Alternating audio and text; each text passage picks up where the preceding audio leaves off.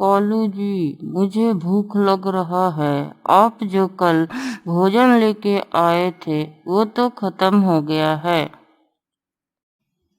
अरे मैं तो बड़ा ही मुश्किल से अनाज कबूतर के यहाँ से चुराया था, पर वो इतना जल्दी खत्म हो गया।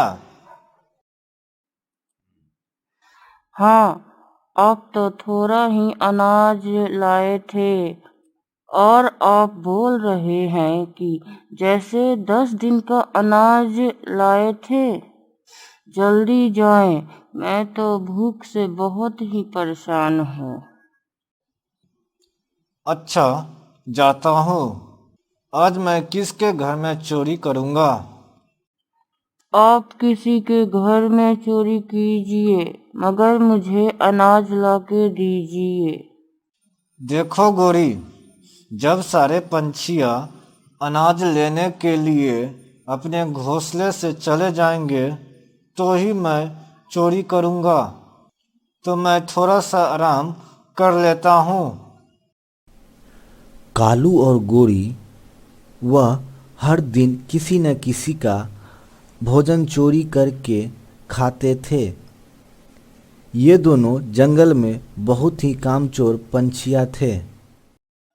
माँ, मुझे बहुत भूख लग रहा है। लो बेटा, ये अनाज के दाने खा लो। बुलबुल अपने घरों में कुछ दिनों से अनाज जमा कर रही थी, इसीलिए उसका घर में कुछ अनाज पड़ा था। तभी गोरी कालू को फिर से बोलती है। ए जी, सो गए? मुझे बहुत ज्यादा भूख लग रही है।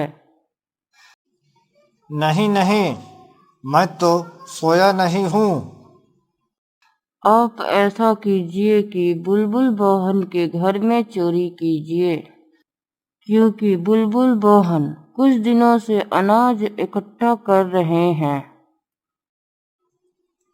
आप ऐसा कीजिए कि किसी तरह बुलबुल के बच्चे को उसके घोंसले से दूर करना होगा, नहीं तो मैं पकड़ा जाऊंगा।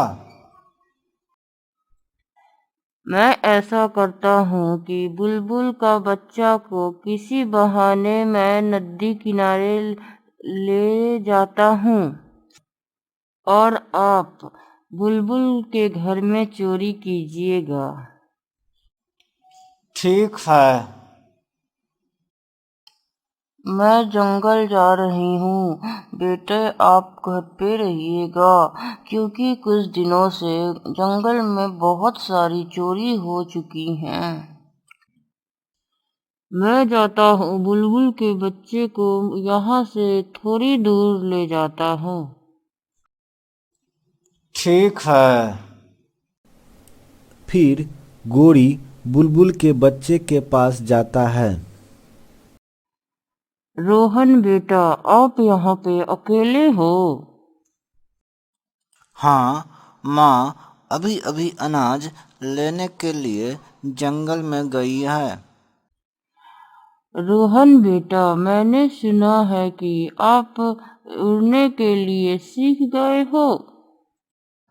हाँ गोरी आंटी, मैं तो उड़ने के लिए सीख गया हूँ। कुछ दिन से माँ ने मुझे बहुत अच्छे से सिखाया है, पर अभी उतना भी अच्छा नहीं उड़ पाता हूँ कि मैं माँ के साथ अनाज लेने जा सकूँ।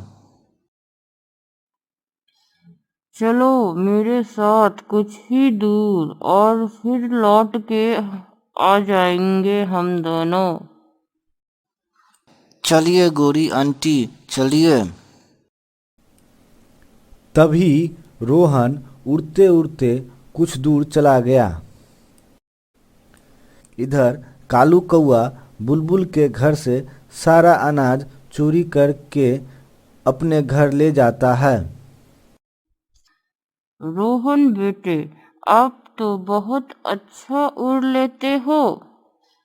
चलो अब हम लौट कर अपने घर चले जाते हैं। तभी गोरी कुछ दूर उड़ने के बाद रोहन को घर की बाहर छोड़कर वह अपने घर चला जाती है। कालू जी, इतना अनाज आप ले आए हैं, हम लोग का गुजारा कुछ दिन तक चल जाएगा। हाँ, अब मैं कुछ दिन तक आराम करूँगा। शाम होते ही बुलबुल अनाज लेकर अपने घर आती है। तभी वह घर में अनाज नहीं देखकर हैरान हो जाती है और अपने बेटे से पूछती है। रोहन बेटे, यहाँ पे जो अनाज थे वो क्या हुआ? पता नहीं माँ, मैं और गोरी आंटी दोनों ने घूमने के लिए कुछ दूर गया था। फिर जब लौटकर आया तो यहाँ पर अनाज नहीं था।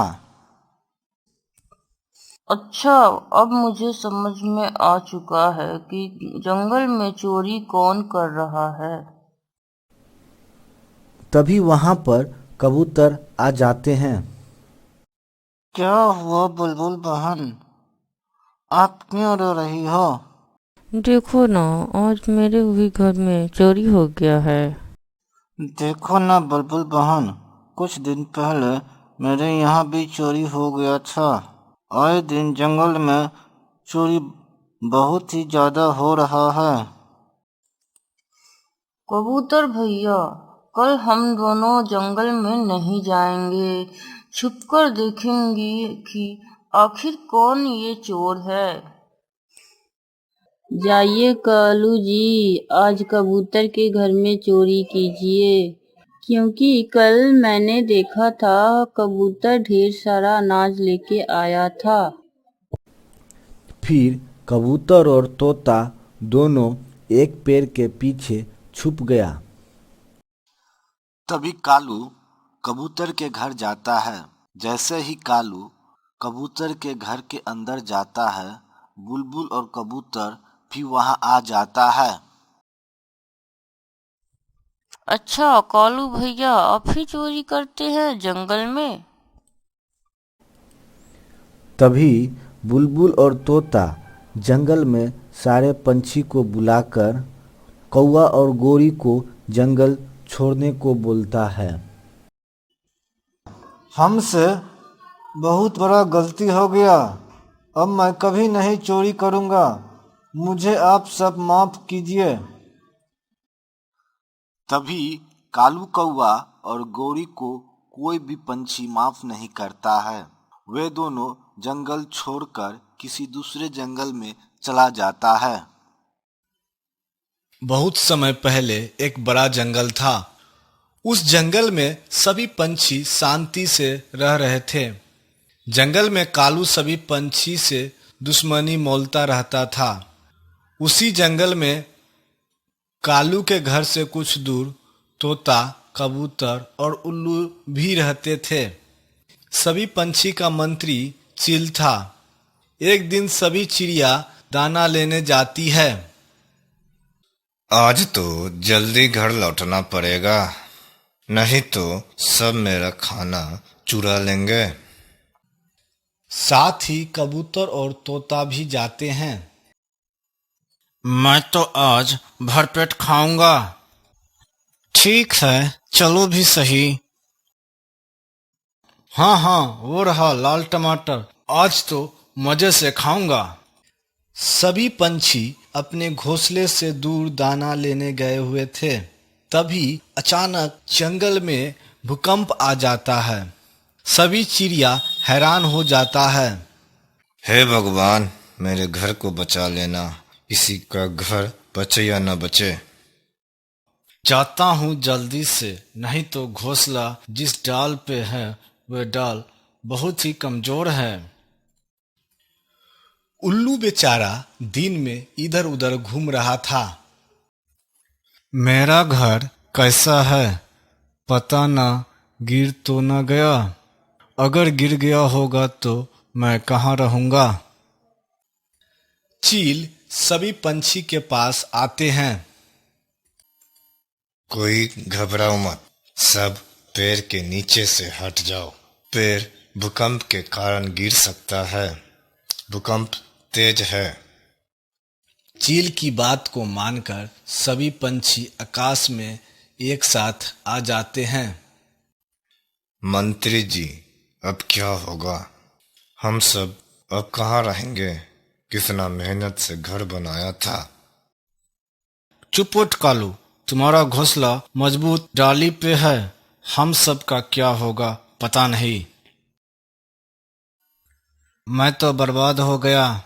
मैं इतना बदनसीब है कि मैं कुछ देख नहीं पाऊंगा। लो भाई, सब सत्यानाश हो गया। इस तरह सभी पंछी आकाश में ही लड़ने लगते हैं।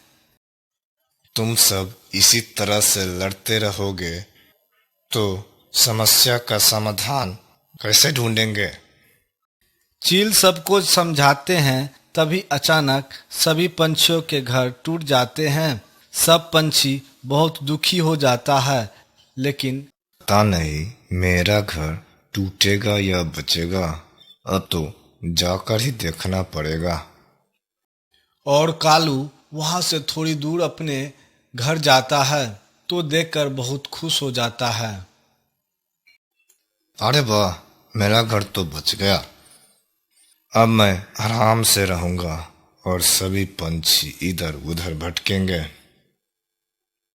अब कालू के घर को छोड़कर सभी पंछी का घर टूट चुका था। सभी पंछी चिंतित थे कि अब क्या करेंगे। तब तोता सबको एक उपाय बताता है।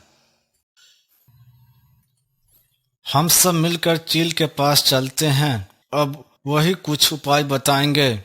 वे मंत्री है तो कुछ हमारी भलाई के लिए सोचेंगे। हाँ, ये बात तो सही है, मगर हम क्या कहेंगे? नहीं, हम नहीं जाऊंगा किसी के पास। वे मंत्री है, क्या हुआ? हम सब कहीं नहीं जाऊंगा। तुम ये कैसी बात करती हो? अभी हम सब मुसीबत में हैं। अभी गुस्से में कोई काम नहीं होगा। सभी को समझदारी से बात करना पड़ेगा। इसी तरह तोता सबको उपाय बताता है और सब तोता की बात मानकर चील के पास जाते हैं। अरे, आप सब आ गए। बताइए, क्या मदद करेंगे हम? मंत्री जी, हम सब का घर भूकंप के कारण टूट गया है। अब हम कहाँ रहेंगे? ठीक है, सब सही हो जाएगा। पहले आप सब कुछ खा लें। भूख लग गया होगा। आप सब अंदर आइए। चील सबको अपने घर के अंदर ले जाते हैं और कुछ अनाज के दाने खाने के लिए सबको देते हैं। लीजिए, खाइए। आराम से, अपना घर है। घबराने की कोई जरूरत नहीं। सब अनाज खा लेते हैं और कहते हैं, मंत्री जी, अब आप एक और एहसान हम सब पर कीजिए। आज रात हम यहाँ पर सो जाएंगे और कल कोई उपाय निकालेंगे। जी मंत्री जी, हम सब बहुत थक चुके हैं, आराम कर लेते हैं। मंत्री जी बहुत दयालु थे। सभी पंछी की बात सुनकर वे मायूस हो गए। ठीक है, कोई बात नहीं। आज रात आप सब यहीं रुक जाइए। कालू अपने घर में आराम से बैठकर आनंद ले रहा था। सभी पंछी इधर उधर भटक रहे हैं। सबका घर तो टूट चुका है। अब रहेंगे कहाँ? अगर मेरे पास आए तो मैं तो मना कर दूंगा। शाम का समय था, सूर्यास्त होने वाला था। तभी अचानक आकाश में बादल छा गया और तेज तूफान जंगल में आ गया। आप सब घर के अंदर ही रहिए। तूफान बहुत तेज है। बहुत बहुत धन्यवाद मंत्री जी। आज आप हम सबको मुसीबत के साथ दिए हैं। मैं आपका ये एहसान जिंदगी भर याद रखूंगा। हाँ मंत्री जी, आप सच में बहुत दयालु हैं। अरे, आप सब कैसी बात कर रहे हैं? मुझे कोई आपत्ति नहीं है। ठीक है, अब तूफान भी ज्यादा तेज है। आप सब आराम से सो जाइए। मेरे घर मजबूत है। आप लोग चिंता ना करें।